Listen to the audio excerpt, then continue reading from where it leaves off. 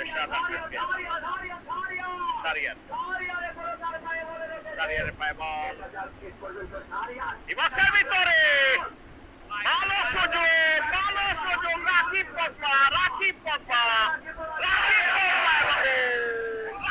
Pogba Habiganj থেকে আসা yes club জবরুলের দলের পক্ষে গোল করলেন রাকিব পগবা হবিগঞ্জ থেকে আসা। কেন তাকে পগবা ডাকা হয় সেটি বুঝিয়ে দিলেন, তার যাত্রা চিনিয়ে দিলেন। আহমেদ ধন্যবাদ এরশাদ আহমেদকে সারিয়ারের পায়ে বল ডিমাক্সের ভিতরে ভালো সুযোগ রাকিব পগবা